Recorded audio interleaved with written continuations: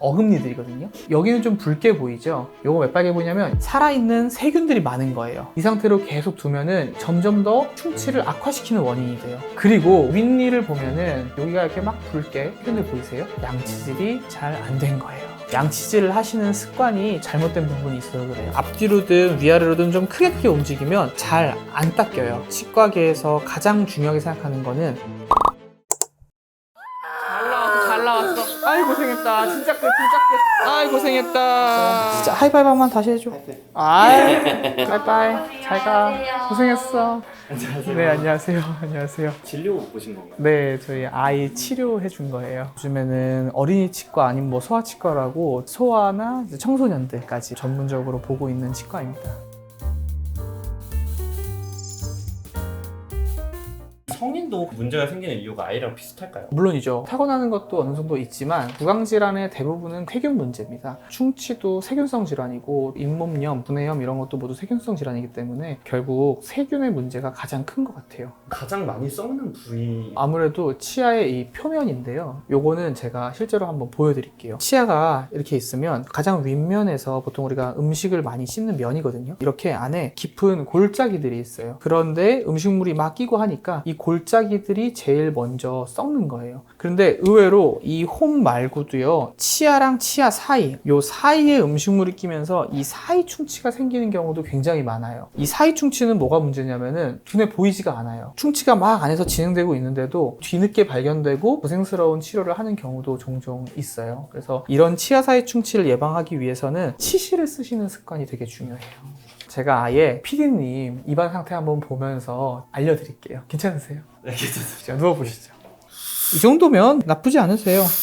여기 나쁜 거 하나 있다. 아이고 저런.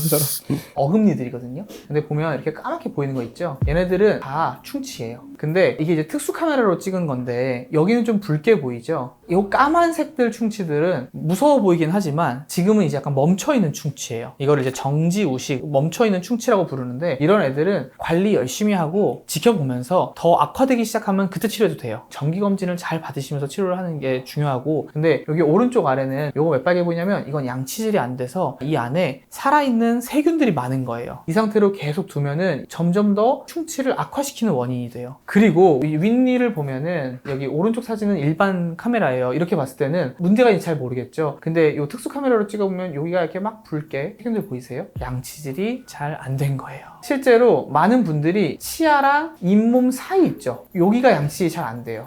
양치질을 하시는 습관이 조금 잘못된 부분이 있어서 그래요. 그래서 제가 어떻게 양치질을 해야 되는지 설명을 한번 드릴게요. 양치질을 하실 때 생각보다 많은 분들이 모르시는 게 치과계에서 가장 중요하게 생각하는 거는 양치질의 모션이 작은 거예요. 앞뒤로든 위아래로든 좀 크게 움직이면 잘 안 닦여요. 우리가 여기에 뭐가 이렇게 묻어 있을 때 막 이렇게 닦는 것보다 이렇게 대고 조그맣게 문지르는 게 잘 닦이잖아요. 이것도 비슷해요. 치아를 움직이는 모션이 작아야 돼요. 제가 움직임을 크게 할 때랑 작게 할 때랑 요 사이사이에 칫솔이 들어가는 걸 한번 보세요. 움직임을 크게 하면 이 사이사이에 잘 안 들어가죠. 근데 대고 문지른다고 생각해 보세요. 조금 더 치아 사이사이에 잘 들어가죠. 위아래로 해도 좋고 앞뒤로 해도 좋고 둥글려도 좋은데 칫솔의 움직임이 작아야 한다는 거. 요게 정말 중요한 팁이에요. 제가 제일 안 닦이는 곳이 어디라고 했냐면 치아랑 잇몸 사이라 그랬죠. 자세히 들여다보면 여기는 옴폭 패여 있어요. 이거를 열구라고 하는데요. 잘 안 닦이는 부분인 게 왜냐면은 움직임이 이렇게 크잖아요. 그러면 칫솔모가 이 안에까지 잘 들어가지를 못해요. 그래서 칫솔의 움직임이 딱 대고 조그맣게 문지른다는 느낌이 있어야 칫솔이 구석구석 골짜기를 잘 파고드는 거예요. 어금니도 보면 미세하게 수많은 골짜기가 있는데 칫솔을 가지고 닦을 때 너무 크게 움직이면서 닦으면 이 골짜기가 전혀 닦이지가 않아요. 양치를 할 때 저는 어떻게 하냐면요. 칫솔을 대고요. 비벼.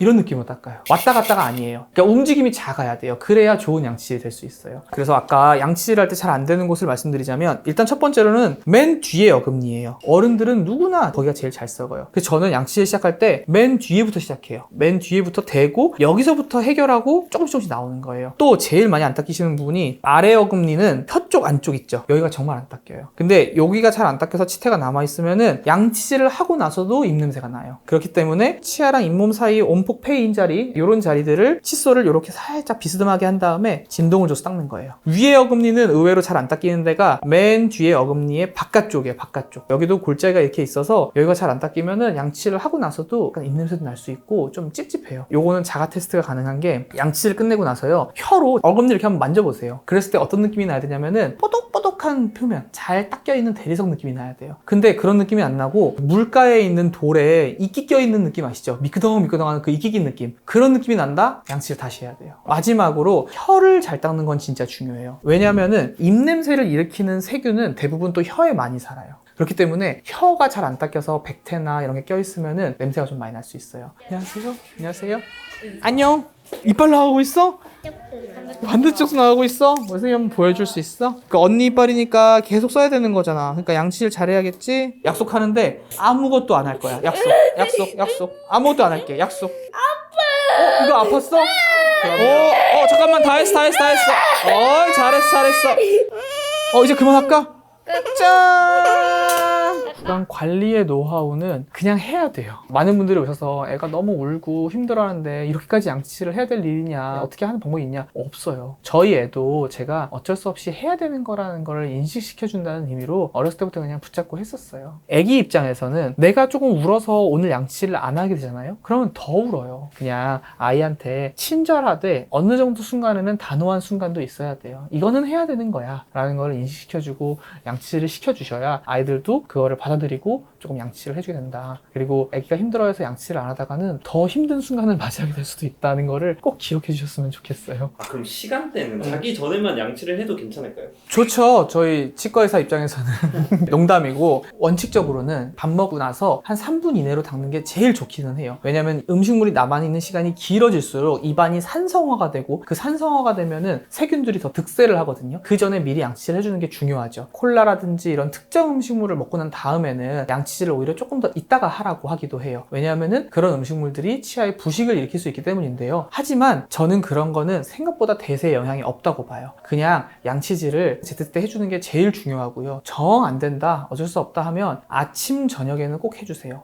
그리고 제일 중요한 게 저녁 먹고 양치질을 했는데 자기 전에 또 뭔가를 먹었다, 이건 100% 해야 돼요. 그래서 어른들한테 제일 안 좋은 습관이 뭔지 아세요? 술 먹고 그냥 자는 거. 왜냐면 우리가 술 먹을 때 술도 약간의 탄성분이 있고요. 그 다음에 안주도 되게 자극적을 많이 먹잖아요. 근데 그 상태로 그냥 잔다 그러면은 세균들 입장에서는 파티죠, 파티. 대환장 파티가 생기는 거예요. 그래서 술 먹고 와 하고 그냥 잠드는 거 아마 영상 보면서 찔리는 분들이 있으실 텐데 절대 안 됩니다. 꼭 양치하고 주무세요. 이를 가장 아프게 할 수 있는 음식이 있다면? 단 것들이 있잖아요. 흔히 많은 콜라, 초콜릿, 여러 가지 빵, 그 다음에 젤리, 카라멜, 아이스크림 등등 있는데 이 중에 압도적으로 안 좋은 건 젤리 카라멜이에요. 왜냐하면 단 거는 비슷해요. 아이스크림도 달고 젤리 카라멜도 달지만 젤리 카라멜이 구강 내 잔류 시간이 길거든요. 젤리 먹으면 막 쩍쩍 붙어서 막 이렇게 혀로 뜯어내야 되고 그러잖아요. 그런 것들이 많이 붙어 있으면은 충치 유발이 훨씬 강해져요. 그래서 실제로 충치 유발 지수라는 게 있는데 아이스크림이나 초콜릿에 비해서 젤리 카라멜이 약 3-4배 정도가 더 높아요. 그러한 의미에서 요즘 유행하고 있는 탕후루, 와 대단합니다. 정말 걔는 그냥 붓는 게 아니라 설탕이 치아를 코팅하는 느낌이에요. 진짜 안 좋고요. 그리고 많이 알려져 있지 않지만 식빵류 있죠. 침에 묻으면 이렇게 끈적해지잖아요. 그런 것들도 의외로 치아에 좀 좋지 않고요. 도라지 배즙이 있어요. 도라지가 워낙 쓰니까 설탕이나 아니면 배 같은 걸 많이 넣어서 달게 만들고요. 그 도라지 배즙 자체가 약간 좀 끈적거리는 성향이에요. 그래서 그런 것들도 의외로 치아에는 좀 안 좋습니다. 그래서 먹는다면 조금 주의하셔야 될 음식들이에요. 모형으로도 설명을 들었지만 양치를 하는 모습을 보여주실 수 있을까요? 지금요? 알겠습니다. 치약은 생각보다 많이 짤 필요가 없거든요. 치약을 많이 짜라고 하는 이미지는 치약회사에서 치약 팔려고 그런 거여서 한 요 정도만 쓰시면 되고요. 치약은 무조건 불소 있는 걸로. 한동안은 뭐 무불소다, 저불소다 이런 치약들이 유행을 했는데 저는 그걸 볼 때마다 저거 치약도 아닌데 진짜 하면서 속상해할 때가 있습니다. 불소가 없는 치약은 진짜 치약 취급 안 하셔도 됩니다. 이렇게 맨 기회를 먼저 닦아요. 치아의 바깥면이나 안일공간을 최대한 칫솔의 움직임을 작게 해서 움직임이 크면 생각보다 잘 안 닦여요. 앞니를 닦을 때도 이렇게 세게 움직이지 마시고요. 대고 조그맣게 움직이는 느낌 닦으세요. 아래위도 좋아요. 움직임이 작은 게 포인트예요. 그래서 옛날에 우리가 3분 양치라고 했잖아요. 구석구석 작은 모션으로 오래 닦으면요 생각보다 시간이 오래 걸려요. 그러니까 적어도 진짜 3분 정도는 생각을 하셔야 될 거예요.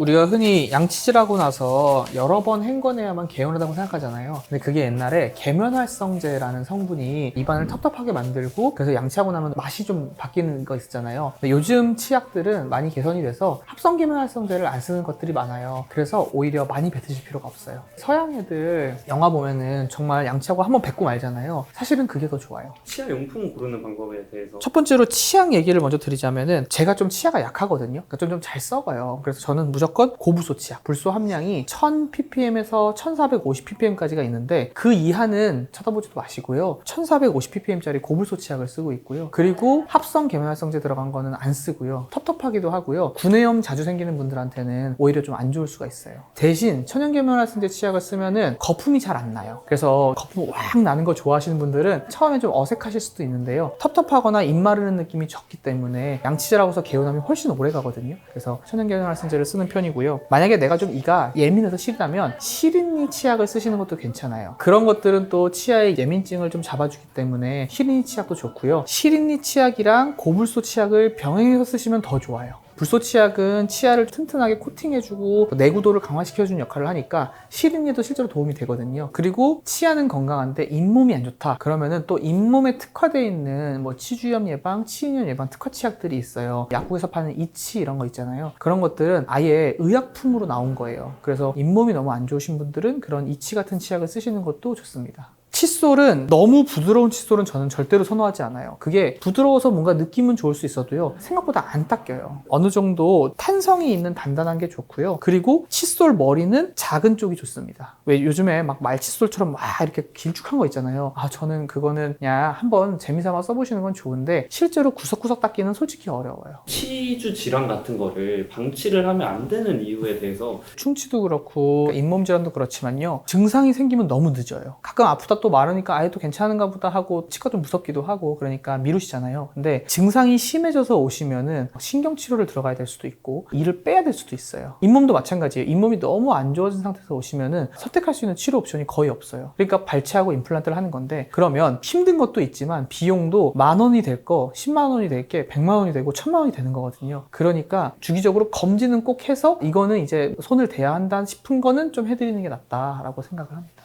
혹시 더 알려주시고 싶으신 게 있으실까요? 잇몸 질환 이런 것도 중요한데 애들이 비염이 워낙 많다 보니까 자꾸 애들이 코로 숨을 안 쉬고 입으로 숨을 쉬면서 잘 때 입을 이렇게 벌리고 자는 애들이 진짜 많거든요. 잘 때 입 벌리고 자는 습관이 얼굴형이나 치아 건강에도 안 좋고요. 부정교합을 일으키기도 하고 푹 수면을 못 취하니까 수면의 질이 떨어져가지고 애들의 성장이나 아니면 집중력에 저하가 오기도 해요. 그래서 구강호흡을 하는 거는 백해무익한 거라서 저는 요즘에 그거에 대해서 되게 많이 교육을 많이 해드리고 있어요. 처음에는 애들이 우는 게 조금 힘들었어요. 애가 우니까 저도 좀 스트레스를 같이 받고 좀 힘들 때가 있었는데, 어떤 일이 있었냐면은 엄청나게 우는 애였어요. 막 붙잡고 치료를 힘들게 하고 있었는데 애가 갑자기 막 울다가 손으로 갑자기 이렇게 하트를 만드는 거예요. 의아한 행동이잖아요. 그래서 끝나고 어머님이 집에 가서 물어봤대요. 너 아까 왜 갑자기 울다가 하트를 그렸냐 그랬더니 무서워서 우는 거지 선생님이 싫은 건 아니다라는 걸 표현을 하고 싶었대요, 그 어린애가. 근데 그때 제가 그 얘기를 딱 듣고 내가 나쁜 사람이 된다는 느낌을 안 받아도 되겠구나라는 생각이 들어서 요즘에 애들이 울면 그냥 많이 달래주려고 하고 좀 많이 이해도 돼요. 또 애들은 어쩔 수 없잖아요. 무서워서 우는 거니까. 주변에서도 저희 치과의사 친구들도 야 너 진짜 힘들지 않냐? 대단하다 막 이런 얘기 하는데 저는 어떨 때는 그들이 더 대단한 것 같아요. 성인 치료는 치과 진료를 하면서 의료진이 웃을 일이 잘 없어요. 근데 애들을 진료하다 보면은 되게 웃을 일이 많아요. 마음도 편안하고 보람도 있고 그래서 그렇게 힘들다고 느끼는 건 있지는 않아요.